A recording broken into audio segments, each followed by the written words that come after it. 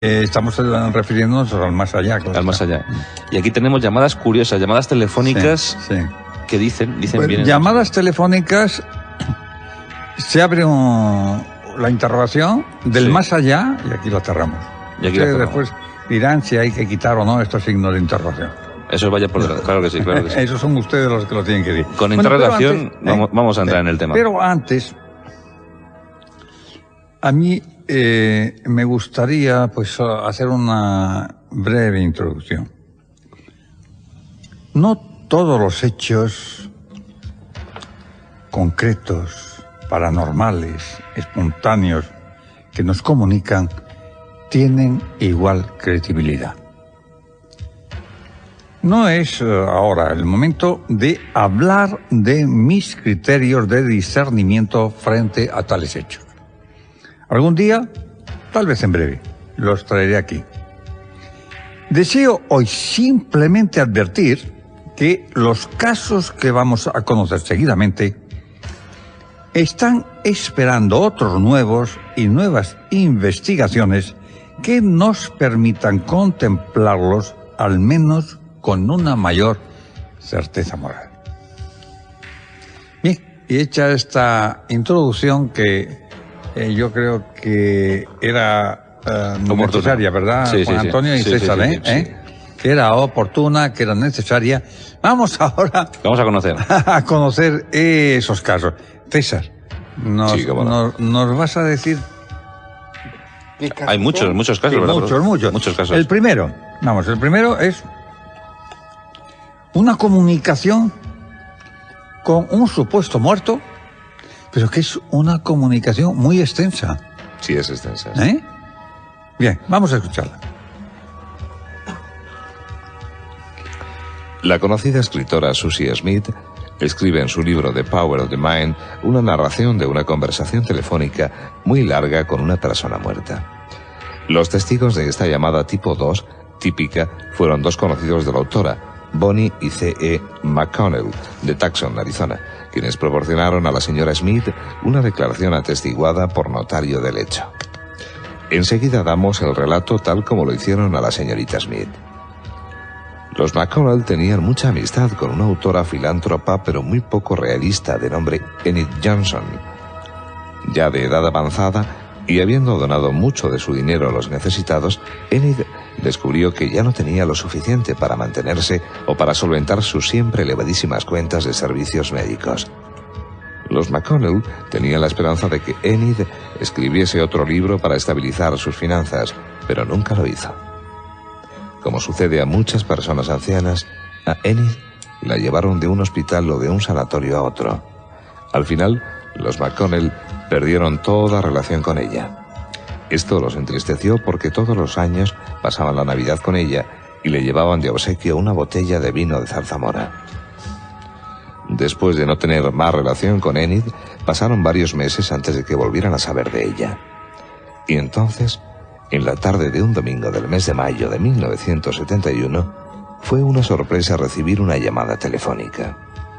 El señor McConnell contestó y después de hablar con quien llamaba, pasó el teléfono a su esposa. ¿Sabe quién soy?, preguntó la voz. Naturalmente, la señora McConnell reconoció de inmediato la voz de Enid. Era una voz clara, sana. No podía pensarse que la anciana autora hubiera estado tan enferma, y las dos mujeres conversaron durante largo tiempo. Enid comenzó explicando que la habían transferido al asilo judío Handmaker para ancianos, en Tucson. Según lo dicho por la señora McConnell, estas frases introductorias fueron el preludio de lo que sería una conversación de media hora. Explica lo siguiente en su declaración que más tarde entregó a la señorita Smith. Enid dijo que era una lástima que no nos hubiéramos podido ver, y yo le expliqué todos los problemas que yo había tenido. Había pasado más de un año desde que la visité, y recordé que el siguiente martes sería su cumpleaños. Enid, le dije, te debo una botella de vino de zarzamora. Te llevaré una botella el martes por tu cumpleaños. Ya no la necesito ahora, respondió. Le dije que de todas formas se la llevaría. Mencioné que se le oía como si estuviera muy bien. Así es, nunca he tenido tan buena atención. ¿No es una lástima que no hayamos terminado ese otro libro? ¿Ya lo terminarás?, le dije, porque se oía que estaba muy bien. Después de la llamada, mi esposo, que había participado en nuestra conversación desde la extensión telefónica de la recámara, dijo: se oía a Enid como hace 20 años. Entre otras cosas le dije a Enid: ¿tienes un teléfono junto a tu cama? No. ¿Quieres decir que puedes levantarte e ir hasta el teléfono?, le dije entonces. Oh, me las arregló muy bien. Le comenté que se oía muy contenta y dijo: nunca me he sentido tan contenta. Debimos haber hablado durante una media hora, haciendo reminiscencias y refiriéndonos a cosas personales. En la noche del viernes de esa misma semana, la señora McConnell comenzó a pensar en Enid y llamó al asilo Handmaker pidiendo a la recepcionista que le comunicara el cuarto de su amiga. Pero la operadora se mostró extrañada por la solicitud. Perdone, pero la señora Johnson falleció el domingo pasado por la mañana. Por lo que los McConnell pudieron averiguar, Enid Johnson había muerto a las 10:30 horas de la mañana del domingo anterior, algunas horas antes de que recibiera su llamada telefónica. Para verificar lo sucedido, la señora McConnell se aseguró de que ese domingo fue el único domingo en que Enid estuvo en el asilo, por lo que no podía existir error alguno en cuanto a la fecha de la llamada. Y como la señora McConnell le dijo a la señorita Smith: nosotros dos hablamos con ella durante 30 minutos después de las 5 de la tarde del día en que murió, a las 10:30 de la mañana, e hicimos reminiscencias y verificamos su identidad repetidas veces. Es probable que haya llamado deliberadamente cuando ambos estábamos en casa para que pudiéramos confirmar cada uno los datos del otro. Quedamos tan impresionados que escribimos todo el episodio y lo testificamos por notario. Bien. Todos sabemos que en las investigaciones policiales, ante un delito, cuando se trata, en fin, de delitos que están incursos en el Código Penal, siempre se busca la motivación del acto. Bien, en parapsicología, en las investigaciones en el campo de lo paranormal, también hay que indagar si hay alguna motivación que mueva a una determinada declaración. Es decir, que si con la declaración, si con el relato, los hechos que hemos conocido, esa persona hubiese obtenido algún beneficio, por ejemplo, económico, o simplemente una popularidad, entonces tendríamos que, en fin, tener muchísimo cuidado antes de aceptar su testimonio. Pero cuando eso no es así, entonces hay una gran certeza moral, nada más que moral. Pero en filosofía, dentro de las certezas que se contemplan, la certeza moral es una certeza válida, que puede tener evidentemente ciertos grados de probabilidad, pero que en ocasiones ese grado de probabilidad resulta el no aceptarlo, el rechazarlo, resulta realmente temerario. Bien. Estos testimonios que vamos a oír, el que ustedes acaban de escuchar y los siguientes, de los mismos, eso sí a mí me consta, que no hubo ninguna motivación que pudiera llevar, pues eso, a un deseo de popularidad o sencillamente a lograr un beneficio crematístico. Esto es muy importante hacerlo constar. Bueno, ahora vamos a pasar. Hay una cosa curiosa, profesor, y es que en ningún momento la fallecida dice dónde está. Es en efecto, sí. En ningún momento. Porque podría decir claramente, pues he muerto y llamo desde el más allá. En efecto, no. En todo momento se va de hacer alguna referencia. Sí, vale. Sí. Pero esto es frecuente, ¿eh? En parafonías también tenemos... También. Hay una serie de preguntas, sobre todo cuando uno intenta indagar en cuanto a las condiciones de ese supuesto más allá, que no hay respuestas. Y si hay respuestas por una insistencia de lo que podríamos llamar el operador, Las contestaciones son ambiguas o evasivas. En algunos casos, utilizando los llamados mediums, pues obtenemos respuestas como esta. No puedo contestar, tengo prisa, necesito marcharme.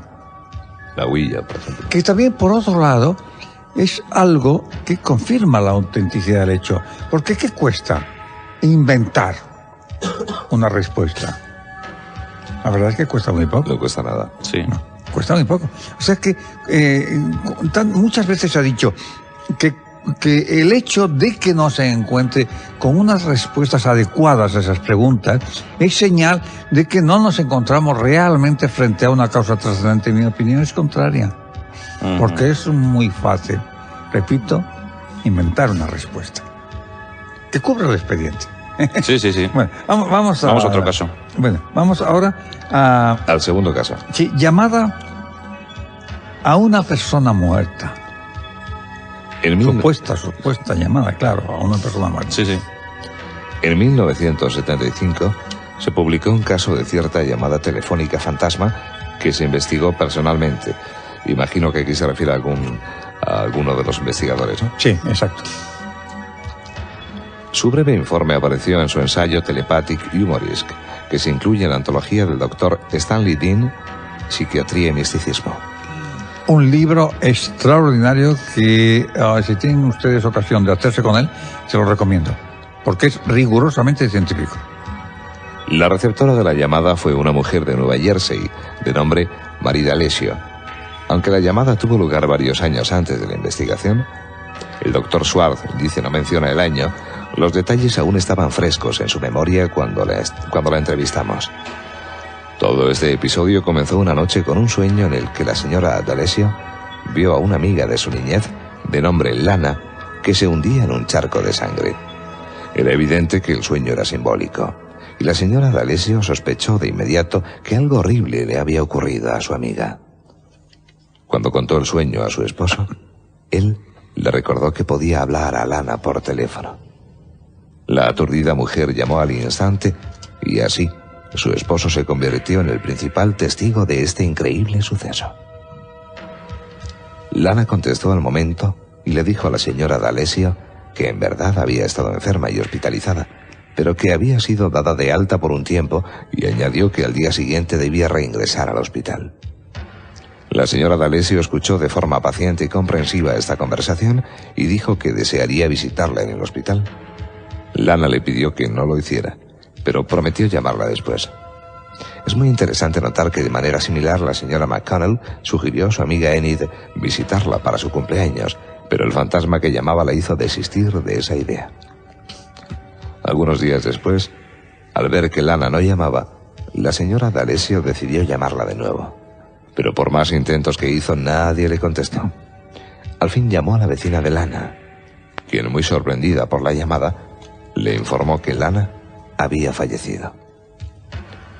Añadió que el esposo de la mujer muerta, que estaba de viaje en ese momento, le podía dar más información. Comprensiblemente la señora D'Alessio se sorprendió, pero colgó sin averiguar cuándo había muerto Lana. Más tarde, el esposo de Lana dijo a los D'Alessio que con seguridad había error en cuanto a la llamada que le hicieron a su esposa, porque ella había fallecido 6 meses antes de la fecha en que la llamó la señora D'Alessio. Este es un caso más de llamada telefónica a una persona muerta, fenómeno más raro que una llamada telefónica de una persona muerta, pero durante nuestras investigaciones hemos reunido algunos informes similares. Bien, vamos ahora con otro caso del doctor Schwartz.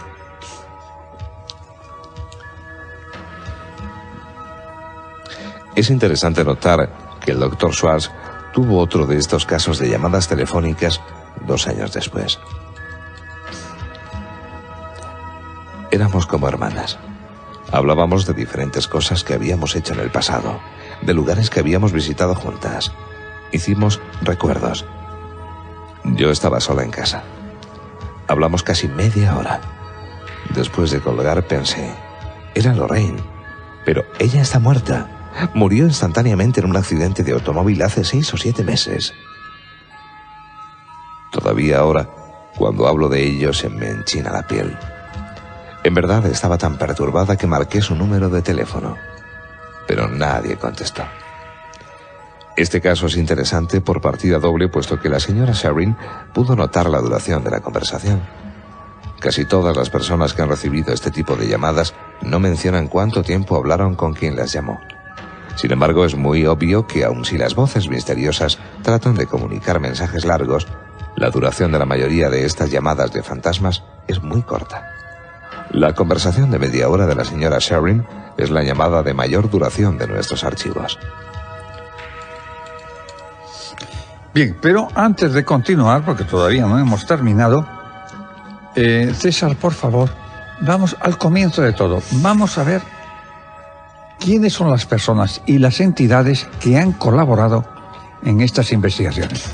Porque estos datos son muy interesantes a la hora de poder evaluar la credibilidad de lo que ustedes están escuchando. Vamos a ver. Ha sido muy difícil elaborar este libro, puesto que se trata de un tema sobre el cual nunca se había escrito antes. Estamos muy en deuda con muchos de nuestros colegas que nos ayudaron a descubrir casos, nos proporcionaron pistas o nos pusieron en relación con personas conocidas que en verdad habían recibido llamadas telefónicas de personas muertas u otro tipo de llamadas fantásticas. En este renglón deseamos expresar nuestro agradecimiento a la doctora Gertrude Meidel, profesora de psicología en el City College de la Universidad de la Ciudad de Nueva York, al doctor Montag Ullman del Centro Médico Maimónides, al doctor Stanley Krippner del Instituto Humanista de Psicología, a la doctora Thelma Mosch del Instituto Neuropsiquiátrico de UCLA y a Charles Moses, doctora Jules Heisenbach y J. Fraser Nagel.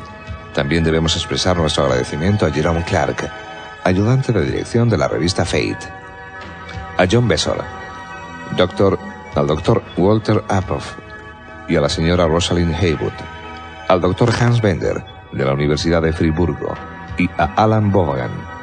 De forma especial expresamos nuestro agradecimiento al señor Lucien Landau, quien nos ayudó a comprender algunos aspectos mecánicos de nuestros casos, y al doctor Bertolt Schwartz, quien nos dio varias pistas y nos ayudó en la investigación de algunos de los casos.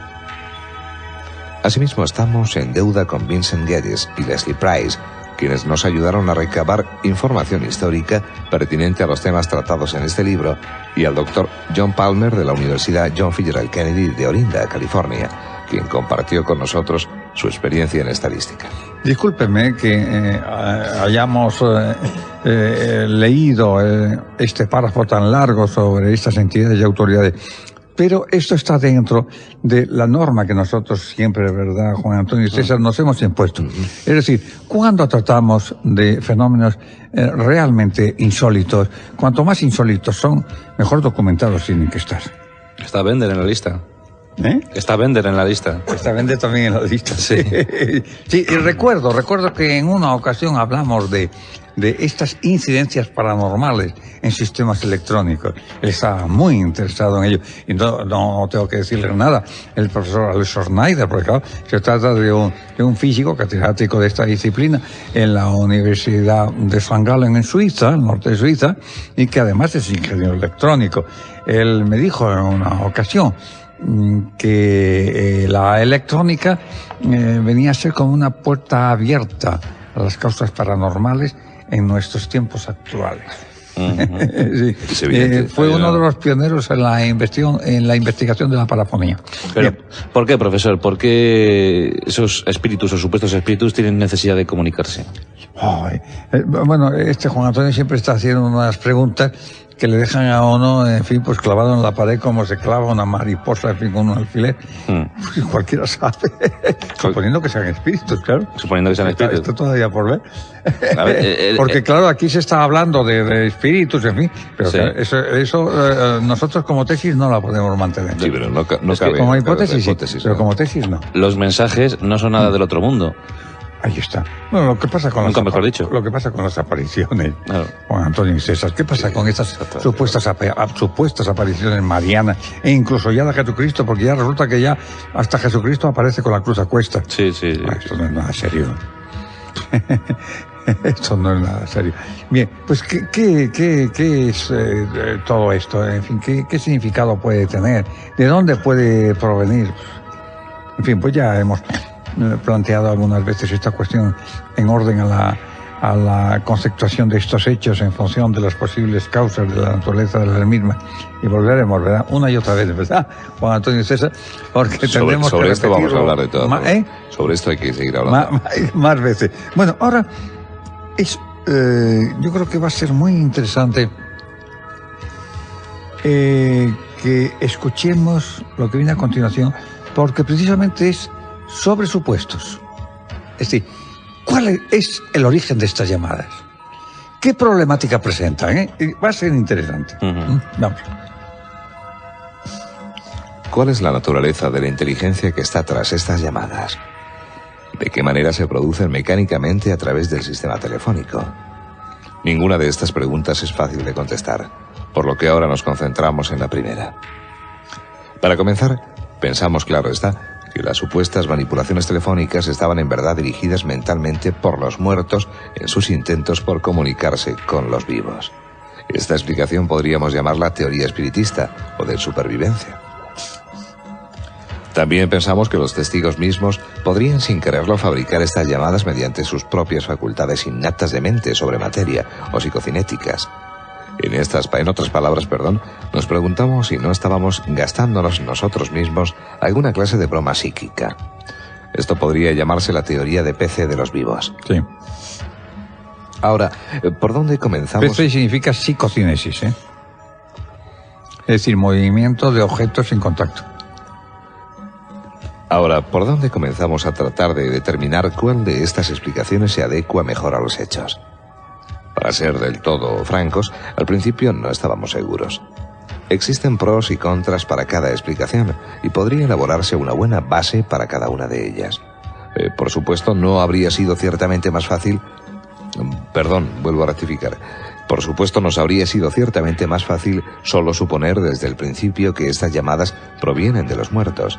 Pero en parapsicología nada es tan sencillo.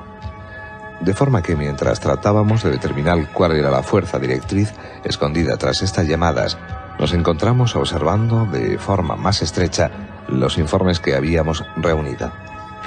Empezamos haciendo mapas de las características de nuestros casos. Elaboramos gráficas de su duración, de cuántas palabras pronunciaron las voces fantasmas, de la hora en que ocurrieron, ad infinitum y ad nauseum. Después de hacer gráficas, diagramas y de haber hecho estadísticas y escrutado nuestros datos, esperábamos que aparecieran algunas claves evidentes. Pero las cosas no salieron tan bien como esperábamos, aunque sí descubrimos varias claves que nos indujeron a creer que estas llamadas en verdad provenían de los muertos. Ahora se preguntarán, ¿por qué no aceptamos esto desde un principio? ¿No es evidente por sí mismo? La respuesta a esta pregunta es patentemente negativa. Exacto. Esto podría sorprenderle, así que deje que le explique. Los parapsicólogos están divididos en dos grandes campos. Algunos, a los que llamamos supervivencialistas, son investigadores que creen que algunas formas de experiencias psíquicas, apariciones, espantos y comunicación psíquica recibida mediante médiums se deben a actividades de los muertos.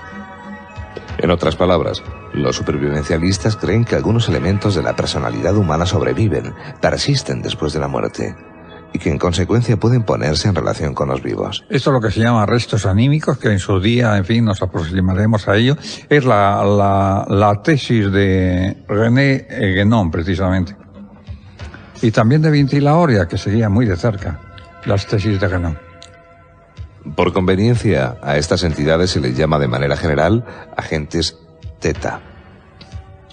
Por otra parte, muchos otros parapsicólogos se llaman a sí mismos antisupervivencialistas. No solo no creen que los muertos puedan comunicarse con los vivos, sino que la mayoría no cree en la existencia de algún tipo de vida después de la muerte. Bueno, nosotros tenemos aquí, perdona César, que te interrumpa, pero nosotros tenemos que hacer aquí un alto para decir que mantenemos otra hipótesis, que es la hipótesis trascendente, que forzosamente no tiene por qué ser sobrenatural ni trascendente. La hipótesis nuestra, transfísica, se plantea de este modo. Vamos a repetirlo de más, ¿os parece? Si yo me encuentro con un hecho que físicamente está ahí patente, pero en el nivel donde este suceso se presenta, resulta que no encuentro la causa, que es lo primero que necesito investigar cuando quiero, estudiar el suceso.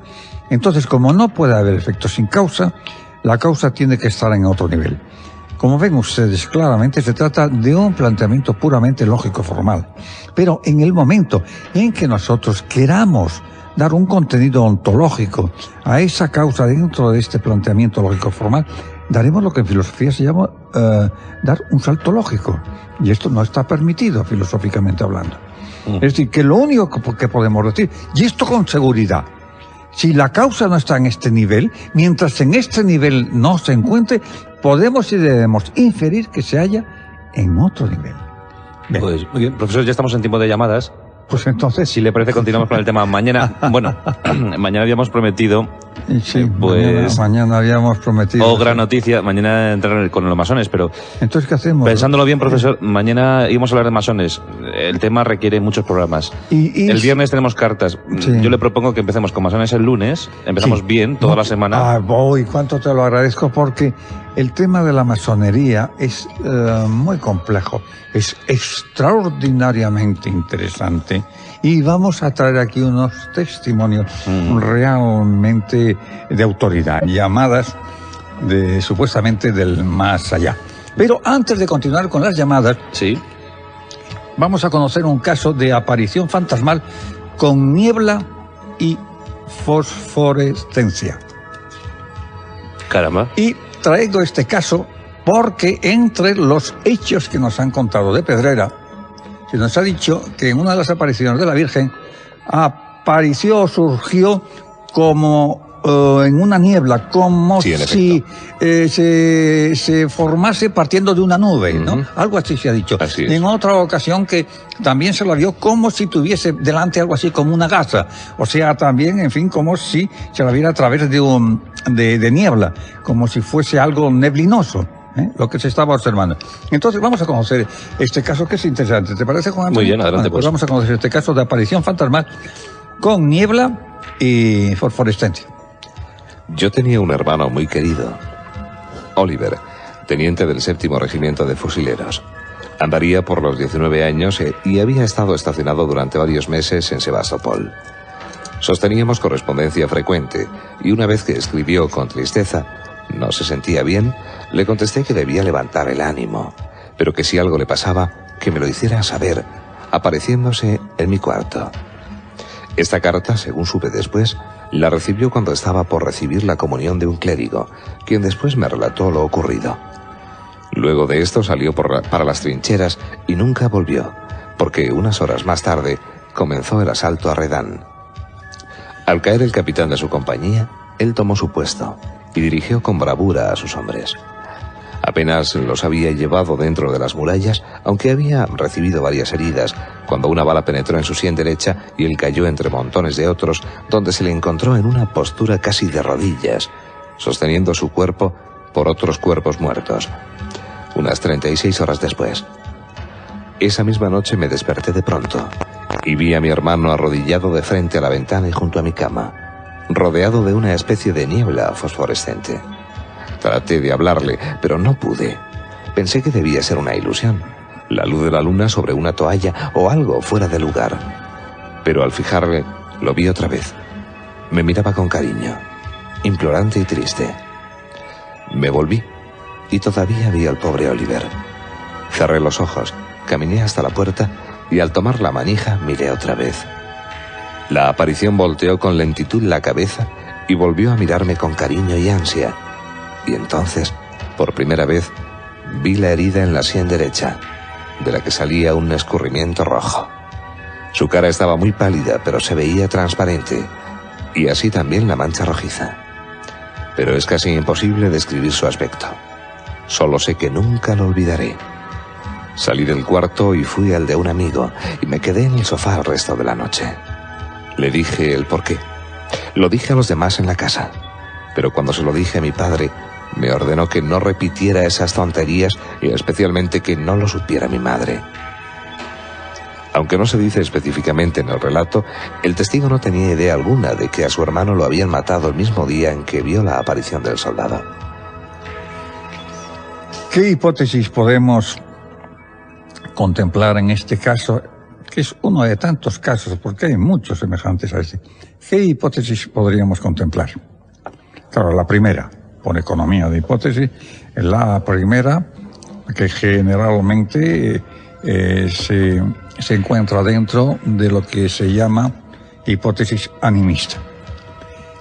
Es decir, su hermano en ese momento telepáticamente se comunica con él, él recibe esa comunicación, la recibe, es decir, recibe el contenido mental de su hermano y se produce una alucinación. Pero fíjense que para que esta hipótesis realmente se adecuase a los hechos, su hermano en esos momentos tendría que haber tenido en su mente la postura en el que el hermano receptor le vio. Y eso, pues, no es probable. Claro. Cuando una persona en una situación de estas, es decir, en un momento sumamente crítico, de máxima tensión, no es normal, no es natural, que al intentar comunicarse con un ser querido, en el contenido mental vaya la imagen de la posición en la que está cuando está comunicando telepáticamente, cuando está intentando comunicar lo que le está sucediendo. Por lo tanto, la hipótesis animista, que es la que en primer lugar debe de considerarse, ya ven ustedes que también tiene sus fisuras. ¿Qué otra hipótesis podemos contemplar? Pues la siguiente no es nada descabellada, porque además se puede partir de experiencias del laboratorio y de muchas experiencias personales espontáneas, es decir, unas provocadas y otras espontáneas, que es la percepción extracorpórea, sencillamente.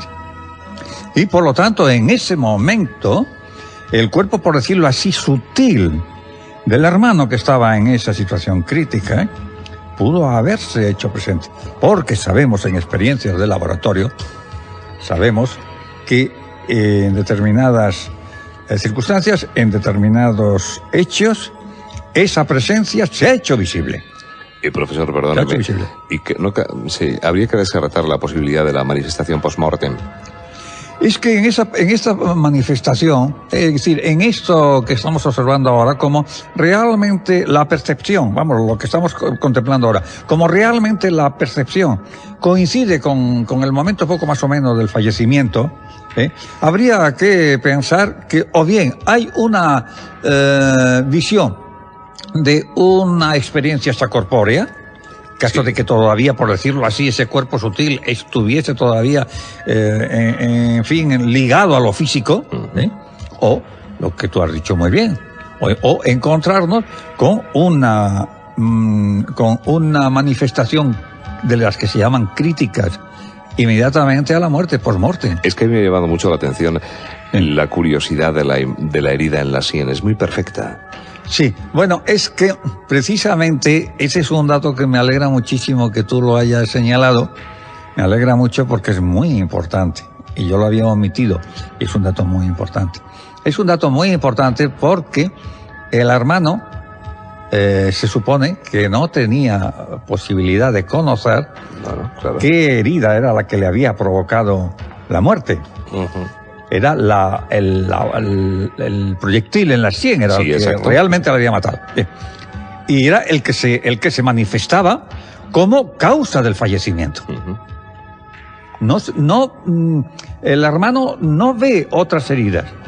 Después se entera que había sufrido otras heridas. Claro, es que el autor además dice al final del testimonio que, lo voy a repetir, aunque no se dice específicamente en el relato, el testigo no tenía idea alguna de que su hermano lo habían matado el mismo día en que vio la aparición del soldado. Entonces ya no hay exactitud en cuanto a horas. Sí. Por eso, como no da exactitud en cuanto a horas, podemos pensar que hubo una experiencia extracorpórea de la persona agonizando. Que hubo una manifestación de las llamadas, por ejemplo, por Flammarion y otros, una manifestación de fantasmogénesis. Aquí más bien, porque parece ser que lo que observa es algo muy estático, habría que hablar más bien de espectrogénesis. Espectrogénesis, sí. Fantasmogénesis. Pero una manifestación. Pero lo más interesante es lo que yo había omitido y tú has hecho recordar, es la herida en la sien. Eso es lo más interesante. Claro, es que es muy perfecto, por eso. Es lo más interesante por lo que ya hemos dicho. Es lo más interesante porque él no tenía por qué saber que su hermano había muerto por un impacto en ese lugar, es decir, por la penetración de un proyectil en la sien, de una bala en la sien. Claro, es que él podía haber imaginado que algo le ocurría a su hermano simplemente por una visión, una aparición, sin más consecuencias. Y sin más pero consecuencias. Hasta el punto de ver la herida. Pero ese dato es muy importante. Claro. Aquí hemos traído otro muy interesante también que ocurrió en Estados Unidos en fecha no lejana.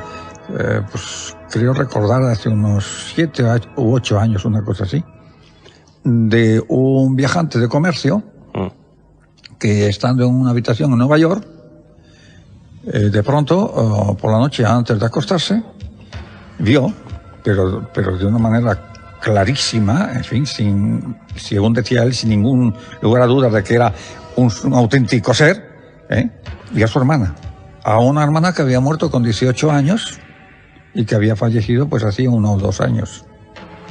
Pero lo que observó en su hermana es que tenía una herida en la mejilla. Y no recordaba haber visto a su hermana muerta con esa herida en la mejilla. Cuando regresó a su casa, que lo hizo antes de terminar el viaje que tenía proyectado dentro de su ocupación laboral, pues regresó antes porque aquello le inquietó enormemente y tenía necesidad de encontrarse con sus padres.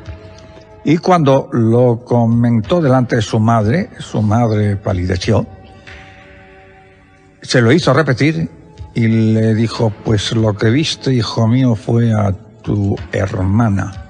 Fue tu hermana quien se presentó a ti.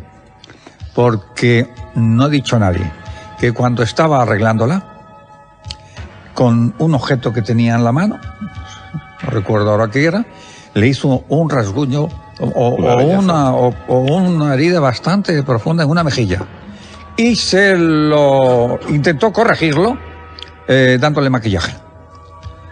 O sea que realmente el hermano vio a su hermana con el rasguño más o menos profundo que realmente tenía cuando murió. Lo que sucede es que no era visible porque, repito una vez más, su madre intentó disimularlo con maquillaje. En este caso de Oliver, el hermano ve a su hermano fallecido la misma noche de la muerte, donde se produce la muerte. Sí. ¿El medio de transporte, podemos suponer entonces que es el mismo que utilizan los aportes? No, porque el aporte es siempre de objetos físicos, de objetos, y por lo tanto de algo físico, siempre. Es decir, cuando el traslado de un cuerpo sutil, del cuerpo físico a otro lugar que es donde no se encuentra el cuerpo físico, entonces a ese traslado no se le da la denominación de aporte. Simplemente por eso. No me refiero a llamarle aporte, sino simplemente utilizar la vía de comunicación, la vía de transporte. Pues hasta cierto punto puede ser y hasta cierto punto no. Hasta cierto punto no, porque dada la forma en que se presenta y dada la forma en que los que tienen esta experiencia dicen que actúa ese cuerpo sutil, entonces no nos encontramos con un cuerpo físico. Entonces, al no encontrarnos con un cuerpo físico, ya la vía de traslado no es igual que con un objeto, que con algo material. Pero hay algo común, y es que no se ve ese desplazamiento. Ese desplazamiento no se ve. En cuanto a que no se ve, sí. Ahora, en cuanto a que se trata de un cuerpo sutil, ya entonces al variar la naturaleza de ese cuerpo, es decir, yo no tener una naturaleza netamente material, hablemos así porque no podemos hablar de otra manera. Sí. No sabemos de qué naturaleza son esos cuerpos que se manifiestan, o esos cuerpos que parecen desprenderse del cuerpo físico, ¿no? Sí, pero es que hay algo muy interesante, perdón, profesor, que ha apuntado Juan Antonio con esa cuestión, y es, suponiendo la base de la teoría de otras dimensiones, puede ser perfectamente viable que, sin conocer verdaderamente qué es el más allá, si es que es otra dimensión o otro nivel de vida, perfectamente la vida sea la misma, es decir, la aparición de un objeto o la aparición de una fantasmogénesis del cuerpo sutil. Sí, no, si es lo que decía yo, es ser de acuerdo dentro de una de las dos hipótesis que se pueden manejar. Es decir, la hipótesis de Juan Antonio es una, es decir, que este cuerpo sutil realmente se traslade no por nuestro espacio. Claro. Exacto. Claro. Entre otras cosas porque estos traslados, si fuesen por nuestro espacio, pues realmente no se explica bien cómo, según experiencias que se tienen, estos traslados pueden efectuarse casi con la velocidad de la luz, por decirlo, en fin, claro. Sí, es decir, que no va por un medio físico, eso desde luego. Por un medio físico no. Por un medio físico no, porque no se trata de una entidad física. Sí, evidentemente. Sencillamente. Eso sí, en ese sentido sí, desde luego. Pues interesante el caso este de Oliver. Interesante. De Oliver. ¿A qué es interesante? Sí. Y además, curioso. En los casos para mí y para nosotros y en general también para ustedes que nos están escuchando, pues enseguida se da uno cuenta que los casos tienen importancia en función de los anteriores. Es decir, en la medida en que encontramos en otros casos anteriores, cuanto mayor sea el número mejor, cuanto la casuística sea más amplia, pues mejor, el número mayor, pues mejor todavía. Entonces, en función de los anteriores es cuando adquieren mayor credibilidad, claro, los siguientes que se van conociendo más próximos a nosotros. Bueno, ahora entonces vamos a una experiencia extracorpórea, pero que tiene mucho interés. Tiene mucho interés porque es una de esas experiencias en la que el cuerpo sutil, por decirlo de algún modo, intenta llamar por teléfono. Sí. Uy, vamos a ver. Sí, es el 7. ¿Y logra descolgar el teléfono? 7, no el 6. El 7. El 7. Es que ya verás, Juan Antonio, si logra a Siri descolgar el teléfono, ya nos ponemos otra vez en un terreno un tanto complicado. Vamos a ver. El 7. Vamos a ver. En el verano de 1977 volé a Nueva York en viaje de negocios. Durante mi estancia me hospedé con unos parientes y una semana después de mi llegada comencé a tener experiencias extracorpóreas permanentes. Se trata de una experiencia rara durante la cual el testigo siente que su mente se separa físicamente del cuerpo. A menudo una persona que la tiene está envuelta en cierta forma de aparición. Existen pruebas anecdóticas y empíricas de que la mente puede viajar y puede observar con precisión durante esta experiencia hechos que tienen lugar en ciudades que están a muchos kilómetros de distancia. Lo que hablábamos antes, Juan Antonio. ¿Puede hacerlo un cuerpo material? Todas las noches, al dormirme, de pronto estaba fuera de mi cuerpo, en visita a mi casa en Los Ángeles. Al final estas experiencias se hicieron más reales de lo que puede ser un sueño. Y por alguna razón siempre me dirigía hacia mi casa de 3 recámaras de las afueras. Durante una de estas visitas observé que el hermano de uno de mis amigos dormía en el cuarto de huéspedes. Esto me sorprendió, puesto que no había razón alguna para que estuviera ahí, pero más tarde pude comprobar que ese joven sí había pasado esa noche en mi casa, tal y como yo lo había visto.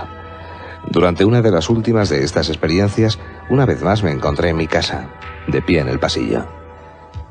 El primer pensamiento que cruzó por mi mente fue tratar de comunicarme con Raymond y de inmediato intenté llamarlo por teléfono. Me acerqué al aparato para marcar su número, pero de pronto me di cuenta de que no podría hacerlo estando fuera de mi cuerpo, por lo que desistí de la idea. Regresé a mi cuerpo físico en Nueva York y desperté poco después. Este acontecimiento es fascinante por muchas razones. Es especialmente pertinente que mientras estaba fuera de mi cuerpo intentara llamar por teléfono a Raymond en vez de visitarlo. Puesto que era obvio que había viajado en un instante de Nueva York a Los Ángeles, no me hubiera sido difícil viajar los 20 kilómetros que distan entre mi casa y la de Raymond. Pero en vez de hacerlo, traté de hablarle por teléfono. Y la razón es sencilla. Él y yo nos conocemos desde hace más de 10 años, pero nos vemos 1 o 2 veces al mes. Por lo general hablamos por teléfono y nos llamamos 1 o 2 veces al día, casi siempre. Al visitar psíquicamente mi casa, quise telefonear a Raymond por puro hábito. Ni siquiera lo pensé 2 veces, y solo desistí del intento cuando mis poderes de razonamiento se hicieron más fuertes que mis impulsos. Las llamadas telefónicas de personas muertas pueden ser resultado de tipos similares de hábitos o intenciones. Con solo pensar en tener contacto con los vivos mediante el teléfono, los muertos pueden en pocas ocasiones hacerlo realmente. Estos contactos también pueden ser accidentales. Tal vez sea esta la razón por la que muchas entidades con voz se muestran tan sorprendidas cuando tienen éxito en su contacto telefónico. Por supuesto, esto es mera especulación pertinente, sin embargo. Pero volvamos a la señora Elsie Pendleton, quien resultó ser uno de los testigos de estrella de todos los tiempos en más de un aspecto. Tras informarnos acerca de su propia llamada, nos relató que una vez fue testigo de un tipo idéntico de llamada varios años atrás, cuando era compañera de cuarto de Ida Lupino en Los Ángeles durante la Segunda Guerra Mundial. El hecho de que haya sido testigo independiente de este caso es en extremo importante porque la voz de la persona muerta dio información que ninguna persona viva podía conocer. Entró una llamada del padre de la señorita Lupino, muerto 6 meses antes. Por desgracia, la señora Pendleton conocía solo partes esenciales del caso y no detalles específicos. Pero, aunque incompleto, su testimonio se basa en lo que Ida Lupino le dijo. Los trozos que presentamos a continuación están tomados de una entrevista personal que tuvo la señora Pendleton con Raymond el 20 de noviembre del 77. Esto sucedió durante los años de la guerra. Su padre, Stanley Lupino, había muerto. Durante esa época, su casa en Londres había sido bombardeada o destruida en parte. Debido a las circunstancias de su muerte, el momento y todo eso, parecía no haber testamento. Stanley la llamó y le dijo con exactitud dónde podía encontrar papeles muy importantes relativos a la herencia. No sé en realidad si se trataba del testamento, pero sí eran documentos muy importantes, algo muy importante para la familia, muy necesario. Por teléfono le indicó el lugar exacto donde se encontraban. Muchas veces los habían buscado, tal vez muy cerca de donde estaban, pero nunca los encontraron. Él le dijo con exactitud dónde, y según entiendo, el lugar donde habían buscado era en ese tiempo casi escombros. También tuvimos interés en lo que la señora Pendleton había oído por casualidad. Aida y yo compartíamos cuartos contiguos y recuerdo haberla oído hablar con alguien por teléfono. Recuerdo que me llamó gritando, corrí hasta su cuarto y me dijo: Dios mío, era Stanley en el teléfono, era Stanley. Ella siempre llamaba a su padre por su nombre de pila. Algunos meses después de recibir este relato encontramos material autobiográfico de la señorita Lupino. Menciona de forma específica que a su padre lo llamaba por su nombre de pila. Más tarde supimos que estos papeles eran principalmente las escrituras de la casa del señor Lupino, que Stanley había guardado en el sótano. Es de interés hacer notar que la señorita Lupino, cuando niña, recibió una llamada de una persona muerta. Sí, vamos a ver si nos da tiempo en el número 10, esa experiencia que tuvo Ida Lupino, siendo niña. En el número 10. Vamos a ver. Por lo general, el testigo mismo da fin a la llamada colgando el teléfono cuando la línea permanece abierta y se da cuenta de que el autor de la llamada misteriosa no hablará más. Aida Lupino, quien más tarde habría de recibir su propia llamada telefónica, contestó a una de estas extrañas llamadas cuando niña. Este suceso pudo prepararla con razón, servir de prototipo para su propia experiencia años después. Se lo narró al conocido escritor Danton Walker y él lo incluyó en su libro Spooks Deluxe. Mi padre era socio de un club en Londres parecido al Lambs Club de Nueva York. Tenía el título de tesorero de secretos, que comprendía algunas responsabilidades masónicas. La historia se refiere a otro socio, uno de sus mejores amigos, a quien por diversas razones daré el nombre de Andrew Meyer. Tío Andy, como yo le decía, Visitaba con frecuencia nuestra casa y yo estaba muy encariñada con él. En realidad todos lo estábamos. En ese entonces vivíamos con mi abuela en su casa en las afueras de Londres, mientras mis padres, a quienes llamé siempre por su nombre de pila, Stanley y Connie, cumplían un compromiso en uno de los teatros de variedades de Londres. Esa noche la pasó muy inquieta la niña. Sola con su abuela trató de dormir, pero la despertó una pesadilla relacionada con Meyer. La perturbó tanto su sueño que decidió comunicárselo a su abuela, quien aún se encontraba en la cocina. Aida describía su sueño cuando sonó el teléfono. Porque en ese momento su abuela tenía ocupadas las manos, Aida contestó a la llamada. Fui al teléfono, levanté la bocina y oí una voz en la línea, pero era tan débil que no podía entender lo que decía. Por fin la voz se hizo más fuerte y entendí el mensaje repetido de forma monótona muchas veces. Debo hablar con Stanley. Es sumamente importante. Yo contesté. Ah, eres tú, tío Andy. Papá no ha llegado a casa. Pero la voz seguía repitiendo las mismas palabras y ahora con mucha claridad. Stanley, debo hablar con Stanley. Es sumamente importante. Le pedí que esperara un momento mientras llamaba a la abuela. Vino al teléfono y oí que decía: ¿Qué pasa, Andy? ¿Te sientes mal? Después se cortó la comunicación y no volvió a llamar.